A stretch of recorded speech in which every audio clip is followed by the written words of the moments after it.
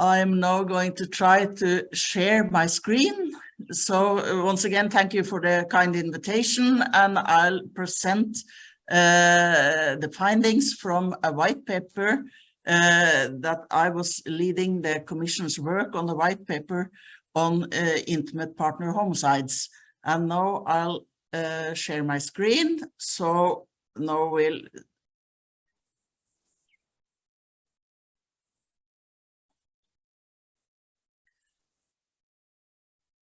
hopefully you can see my screen. No? Is it okay? Yes, it's okay. Yeah, thank you. Thank you so much. So I'll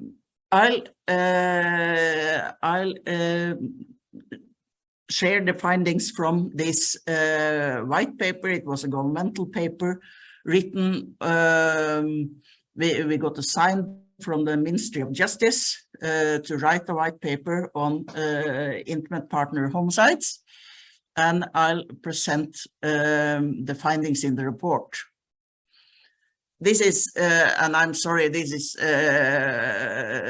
in Norwegian. It's all. This is actually the all the names from all the participants in the commission, and here there are researchers, police persons, prosecutors, psychologists, medical doctors, a leader of a crisis center, and so on and so forth. A big committee and a very broad committee, because as you all know, this theme or this subject matter really need a broad approach. So this committee was broad. When we got the assignment from the Ministry of Justice, we also got a mandate. And the mandate was to review intimate partner homicide cases. And then this is the real task of the committee, was to uncover whether and possibly to what extent and how the public support services, that includes the police, have failed in the prevention of these homicides. So we should, our assignment was to look at cases, police cases of intimate partner homicides, and then try to uncover if the support services have failed. And that's quite a specific task for a committee. And we was also asked to recommend measures that can help prevent intimate partner homicides in the future. So I should both tell you about the findings of the committee after reading these police cases of intimate partner homicides, and then I'll tell you about the recommendations that the committee made to the ministry. I have to start off with telling you that in Norway, there are few homicides committed compared to almost all other countries in the world. And I think Portugal, among the European countries, have as low murder or homicide rates as Norway. So there are few homicides committed, but among those few, a quarter, 25%, are intimate partner homicides. So on an average, 8 partner or intimate partner homicides occur each year in Norway. And I have a, if you look at this figure, you'll find the black lines are the overall homicides committed each year, and the lighter blue lines are the intimate partner homicide is committed each year. As you can see, it varies a lot, but the last 8 years, the rate has been the total rate has been under 30 in Norway. That's very few homicides in a population of 5.5 million. And as you can see, there are variations also in the intimate partner homicides. But there are the division between the different lines keep the same. So it's more or less a quarter, and at least on an average a quarter. And if you sum up all these years, you'll find that, and that I used countings of the numbers from the National Criminal Investigation Service, 231 persons have been killed by the partner or ex-partner in the last 30 years.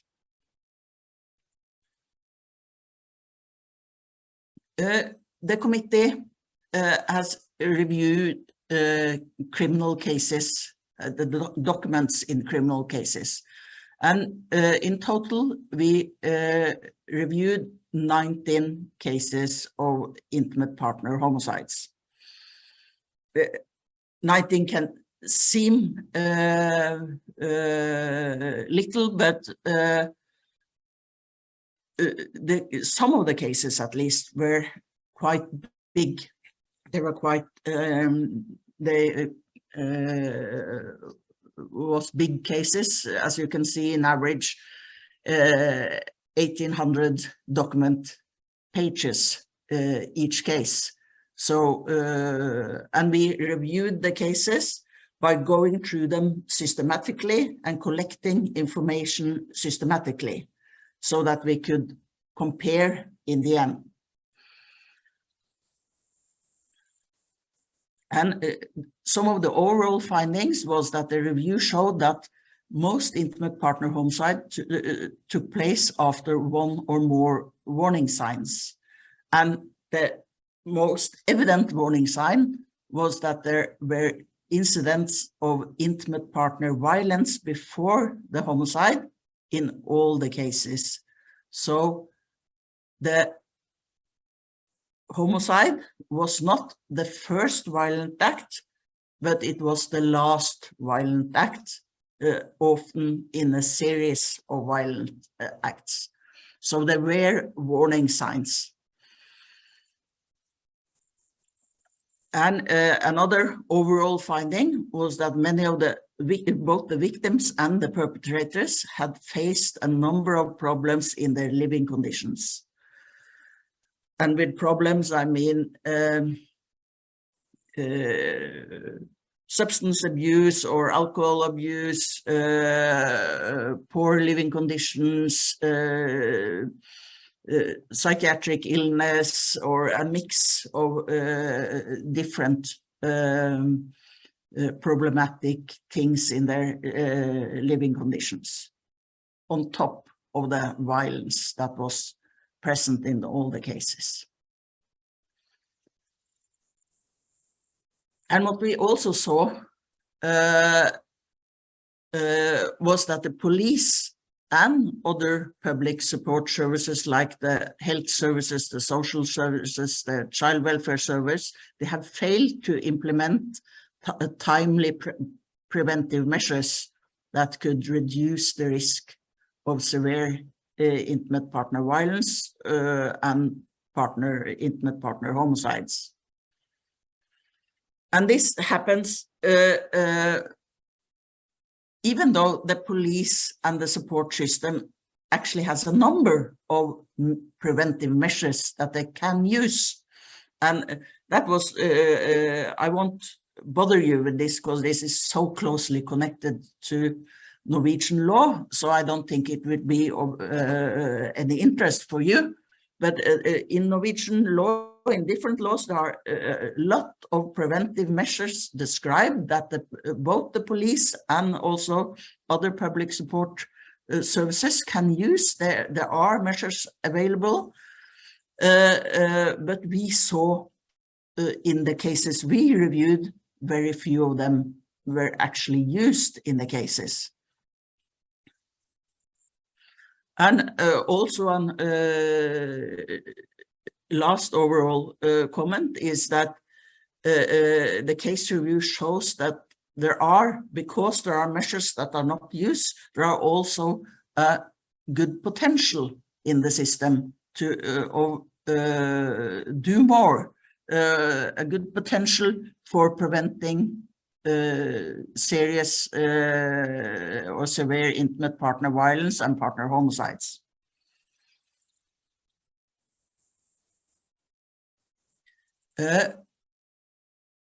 The committee recommend overall 70 measures in total to prevent intimate partner homicides.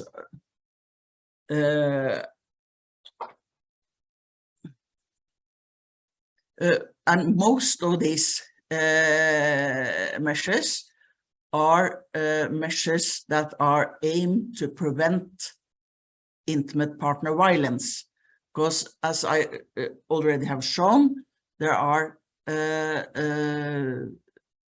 only in average 8 intimate partner homicides in Norway each year. So to pinpoint the prevention just to the homicides, that's very difficult. And I have not seen any international studies that aim or say that it's actually possible to pinpoint the prevention down on each homicide. So what we had to do is take into account that intimate partner violence has been identified prior, in front of the homicides, in all the cases. And then the committee's recommendations are largely about uncovering the violence, doing risk assessments when you uncover the violence, and then handling of the risk and using preventive measures aimed towards intimate partner violence. And most of the recommendations are aimed to ensure that the police and the other support services act in time, that they use the already existing preventive measures in time, and that they use the risk handling instruments that are already there. But we have also some new measures that we suggest for the government, but most of the suggestions are aimed to using what is already there.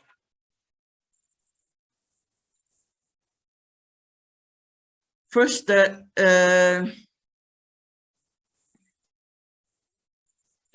committee, we have 30 recommendations that we can say is general recommendations. These are measures that are applicable for the system as a whole, both for the police and for the other support services. And secondly, we have 39 specific measures aimed at the specific agencies. Some measures for the police, or some recommendations aimed at the police and the prosecution service, and some for the health service, some for the child welfare service, and so on. And of course, you can't see, you have to see the general recommendations and the specific recommendations has to be seen as a whole. But in the white paper, we have divided it between general and specific recommendation. And last but not least, this is a very important last recommendation, is that the government establish a permanent national intimate partner homicide commission. This has been done in different countries. They have some form of this kind of evaluation in Sweden, but in a bit different way. They have it in Canada, in the UK, in Portugal.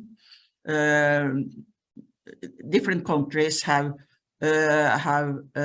made different versions of such permanent national intimate partner commissions. And the aim of a commission like that is to go through every time intimate partner homicide occurs, then the commission should go through the case and make recommendations. What could be done different? It's not to place in any legal sense, to place guilt or to say that you have done something wrong, but the aim of the commission is to learn, to make the services or enable the services to work in a better way in these cases. So that's the last recommendation. And this is, this is the permanent permanent commission, and the purpose should be to learn from mistakes and to develop the work.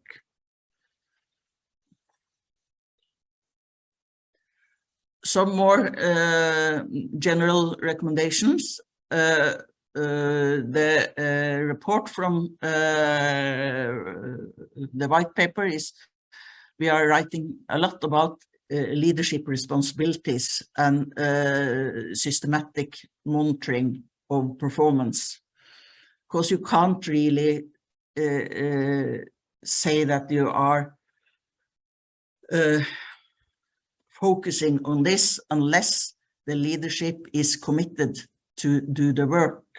So you can't sort of give the job to somebody placed far down in a hierarchical system to do the work. It has to be the leadership in the police, the leadership in the health service and so on, that has the commitment, and that it also has to be the leadership that are evaluated on if they are doing their job good. And that's what we mean about systematic monitoring of performance. And we also saw, when we went through the regulations, and we saw that there were some regulations that were formulated not as binding rules, but as recommendations. And the committee's proposal is that you move from recommendations that are really not binding in the legal sense to statutory obligations that are legal binding. And we also have some other general recommendations that, for example, that everyone that is in contact with support service should be offered one-to-one conversations. We saw examples of a husband that was also committing violence against the woman, was used in the health service or in other services as the interpreter when the woman was coming to the health service. And that, of course, leave no room for the woman to tell about the violence.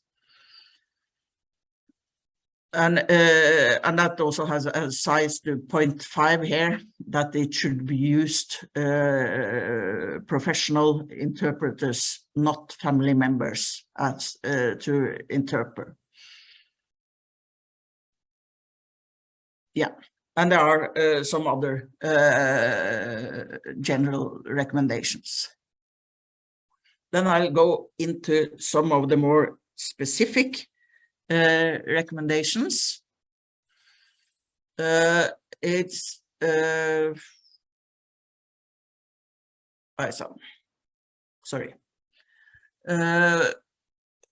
we look at the police and the public prosecution service, this is a hierarchy.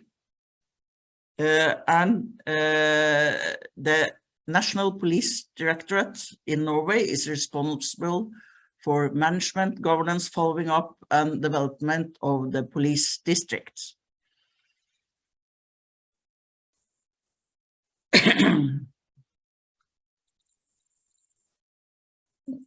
And the National Police Directorate answer to the Ministry of Justice. And then the committee recommends that when the Ministry of Justice gives annual instructions to the Police Directorate, it should contain clear instructions to ensure that violence is in close relationship is followed up by the police. This is just using the tools that are already there. They are already giving these annual instructions to the police directorate. So then they should include clear instructions about intimate partner violence. And from the police directorate, they send also an annual letter with instructions and allocations of money to the police chief, to the police district. And the committee's recommendation is that that letter that already exists also should contain specific performance requirement related to the use of risk assessment tools and protection measures in cases of intimate partner violence. So this is, as you can see, when I was doing the general comments, I said that the committee was concerned about leadership. This is specifying the concerns directed to the police. So this is about leadership.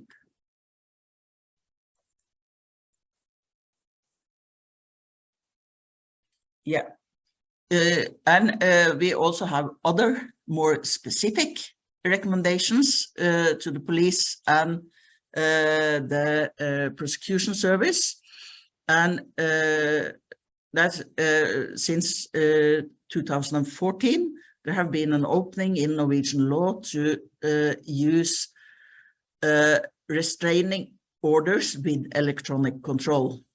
In Norwegian, we call this reverse violence alarm. Is that it's an alarm, or it's actually a lock on the foot of the perpetrator that signals with GPS where the perpetrator is moving, and then the perpetrator is getting a zone close to the victim where he is not allowed to move into that zone. Then the alarm will go off and the police will, I guess you know this already, but these restraining orders with electronic control, even though we have had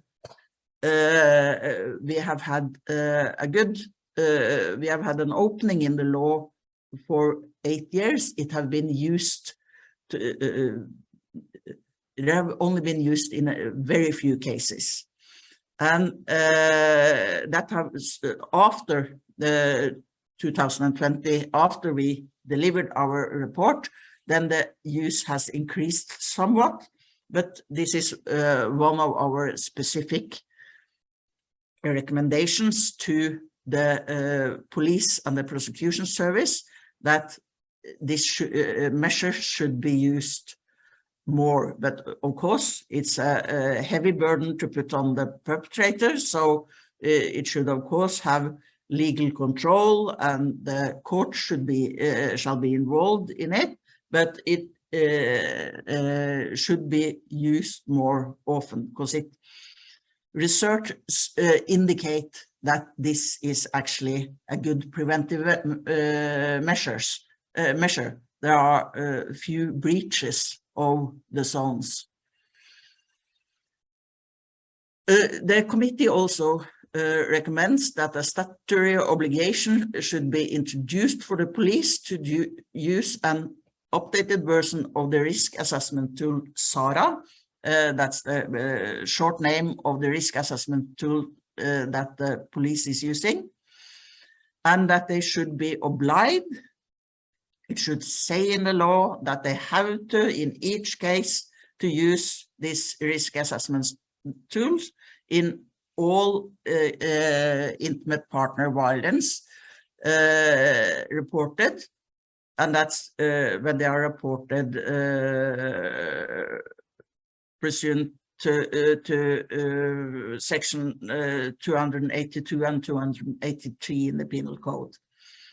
So if the case is reported under these sections, they should be, the police should be obliged or forced to use the risk assessment tool. Today they are, in a way, they have been already from 2013. The police directorate had said that they should use it, but it seems like it hasn't worked, because we could find little of risk assessments tools in the cases that we read. So then perhaps it's time to have a statutory obligation to use the risk assessment tool. And there are also other specific measures that all the police districts should have a sufficient number of persons that actually can use these risk assessment tools, and that they are trained to use the tools. Because it's also varies a lot in between the police districts. So all the police districts should be obliged to have enough people that are trained to use the tools, so that if somebody is on sick leave or something, or away from work for a period, then you have another person who actually can do it.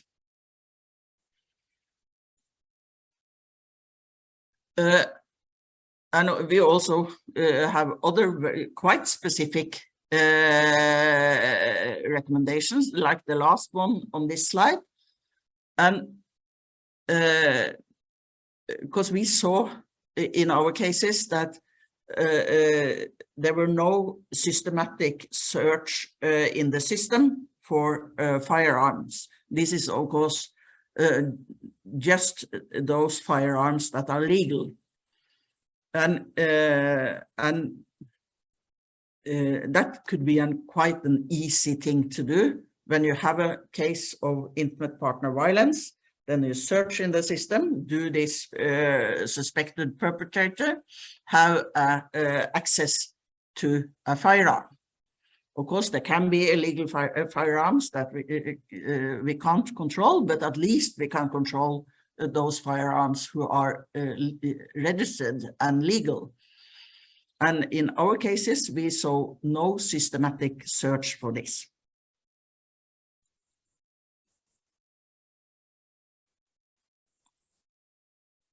And also to investigate a bit deeper into history of violence in all cases involving intimate partner violence. And the committee also recommend that the police and the prosecution authorities should be legally bound to implement preventive measures when you use these risk assessment tools and you end up with a high risk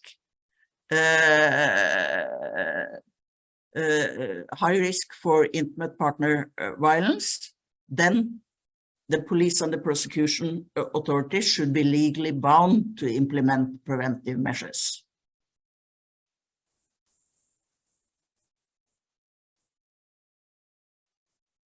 Yeah. And the last one at this slide may be a bit strange for people, but because in Norway we have a very strange system with the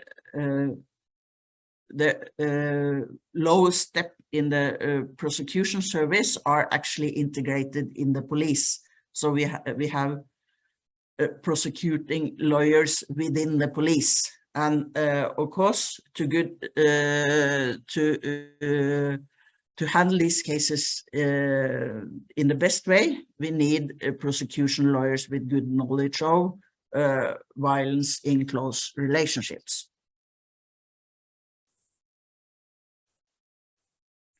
Yeah, there are some in Norway we have from 2010 act, a law that obliges the municipalities to have a crisis center, and this is the Crisis Center Act. But if we look around in the country, we see that the implementation and also the funding of the crisis centers service it differs a lot. So then it should be clarified what responsibilities do the municipalities have. And also it should be clarified in the act, in the Crisis Center Act, that the municipalities are responsible to ensure an equal crisis center service for all victims of violence. And we have specific groups that also are victims of violence, but have different other challenges in their life. For example, they can have psychiatric illness, or they can have alcohol or substance abuse, and these groups are the crisis center service to these groups are often not that good as to other groups. So it should be clarified that all groups, no matter who you are, should have the same access to a crisis center.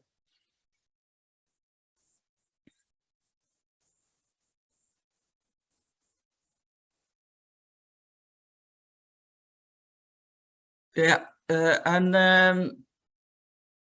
also if you look at more, yeah, this is actually more directly. It's not the health and care services, or it's a care service, it's the crisis centers, and the municipalities have action plans, and they should have action plans against violence in a close relationship, and the crisis center services should be included in this. And it also should be considered whether or not to introduce a staffing norm for the crisis centers, and also norms of formal competence for the employees.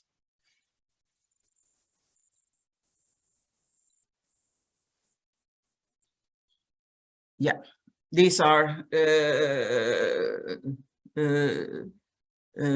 more recommendations directed to the municipalities that runs the crisis centers, and also recommendations about an information campaign to inform about the services offered by the shelters.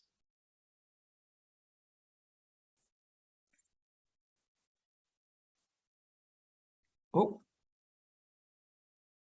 yeah, and we have different other recommendations for health services, how they, the medical doctors and the nurses better can be informed about violence and routines for reporting violence. We have recommendations for the child welfare service, and we have specific recommendations for all the groups. I won't go through this with you because it's very, very specific, some of it. And but this report, if you, oh, I'll start on again. If you Google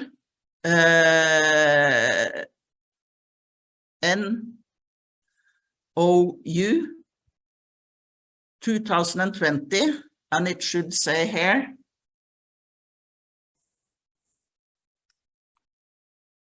if you Google NOU 2020.17, then you'll find in this in the beginning of the report, you will find an 10 pages of with an English summary of the report.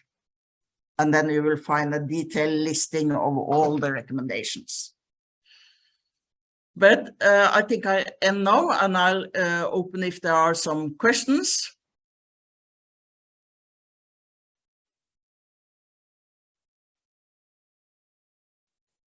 Norway.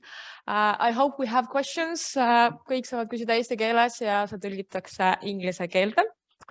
Nii et olge julged, küsige sellesama, seal on esimene käsi. So the first hand is already up. So we have a question in Estonian and you can hear it in English, hopefully. Thank you. Ja võib inglise keeles küsida. Hello. Do you hear me? Yeah. Yeah. I have a question. You made so many good recommendations, but how much of them are implemented already by the government in the law, I mean? Yeah, that's a good question, because, you know, such a governmental committee, when they hand over their written report to the minister, our job is it's done in many ways. And so we, as a committee, we doesn't exist anymore, and we have no lists of what the government actually have done or not. But I can say something that I know. The Ministry of Justice made in August 2021, they made a new action plan. And some of the recommendations against intimate partner violence. And some of the recommendations are implemented in that action plan.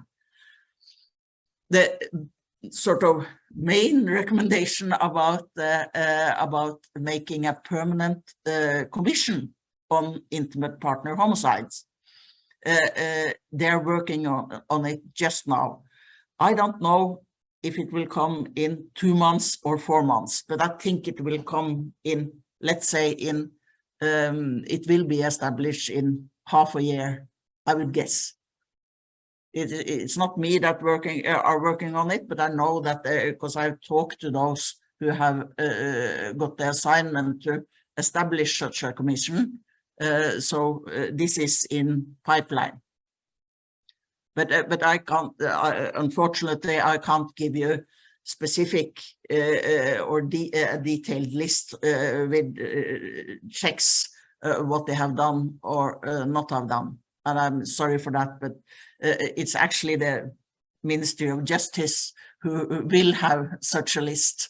So, and I, at least officially, I have no, if they have such a list, I have no access to it. Thank you. Maybe we have another question. Anyone? Hanna-Liisa, just a moment.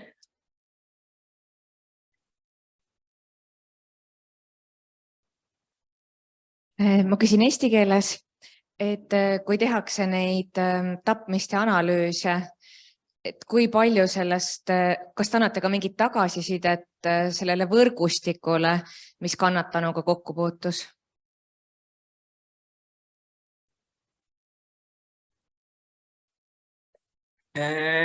You heard I heard it, but only in, I really couldn't understand what was said, and I had no English translation.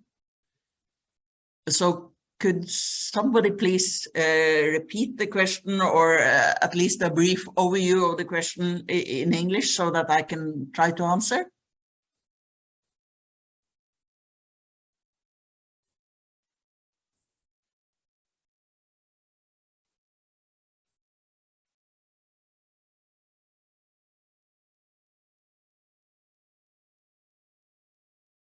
Come to give the mic back to that man who's asked the first question.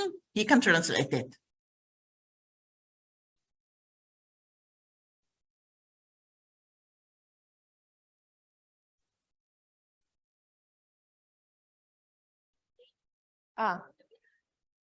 Okay. This was the first question, actually.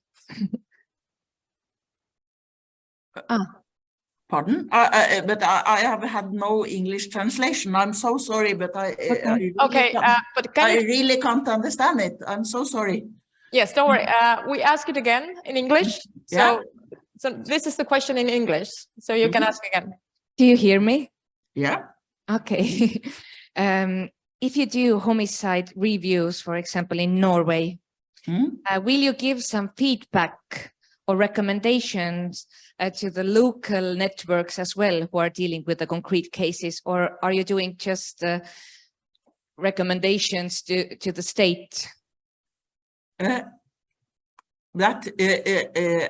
the white paper didn't go into such details, but normally as these